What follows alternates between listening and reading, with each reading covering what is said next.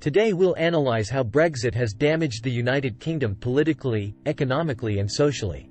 This video will provide historical context about UK-EU relations, explain the reasons behind the Brexit vote, and examine the wide-ranging fallout since.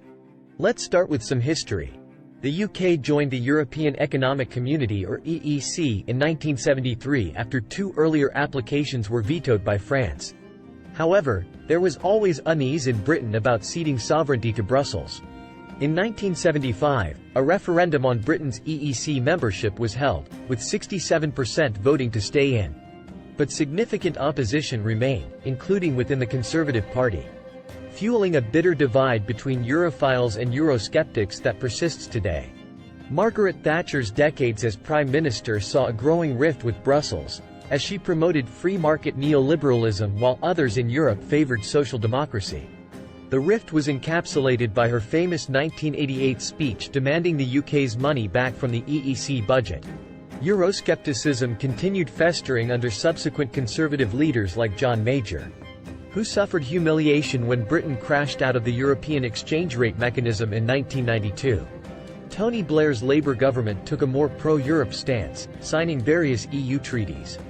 But the global financial crisis of 2008 stirred an anti-elite backlash in Britain that crossed party lines. Conservative Prime Minister David Cameron promised a Brexit referendum to placate Eurosceptics in his party and counter the surging UK Independence Party.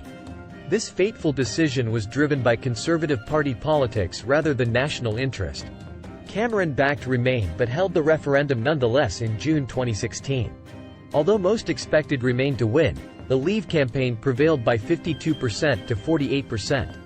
This narrow result shocked Britain and the world. Cameron promptly resigned, leaving his successor Theresa May the unenviable task of actually implementing Brexit. But figuring out the UK-EU divorce terms paralyzed May's government for years. She triggered Article 50 in March 2017 to formally commence withdrawal, but then called a snap election that backfired and left her dependent on the DUP for a majority. After much tortured negotiation, May struck an exit deal with the EU but couldn't get it passed by Parliament. Boris Johnson replaced May in 2019 after promising to get Brexit done.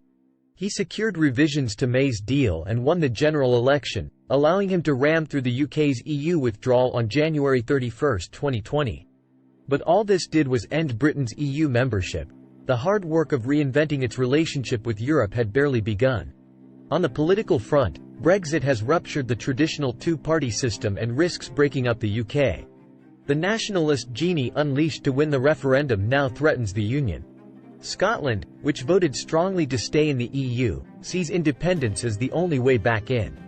First Minister Nicola Sturgeon is demanding a fresh referendum, arguing that being removed from the EU against its will has fundamentally changed Scotland's status.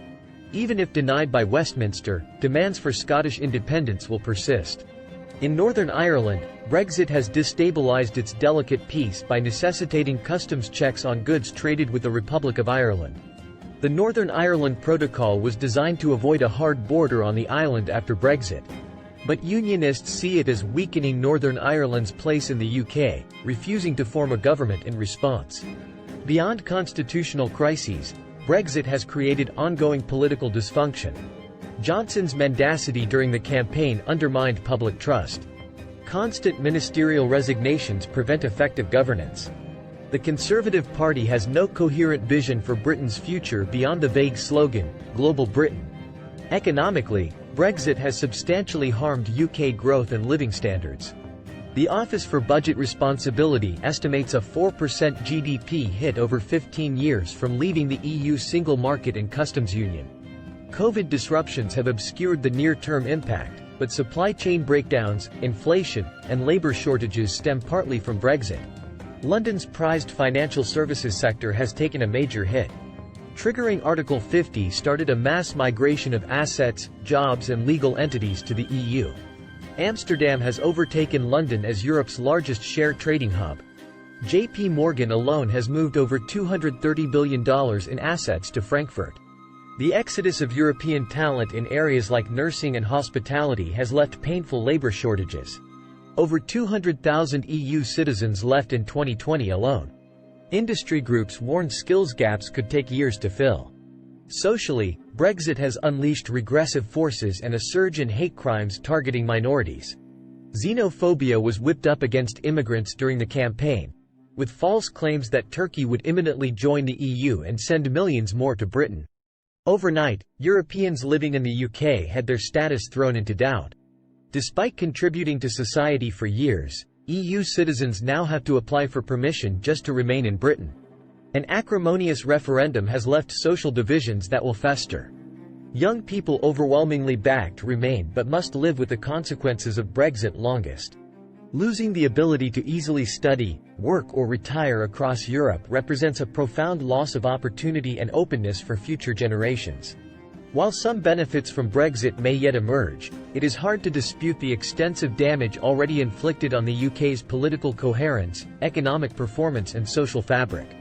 In the words of former UK Prime Minister Tony Blair, Brexit has turned out to be shambolic. He summed it up well. It will likely take decades for Britain to recover fully from the self-inflicted turmoil of leaving the EU. Please subscribe for more in-depth geopolitical analysis. Thank you for watching.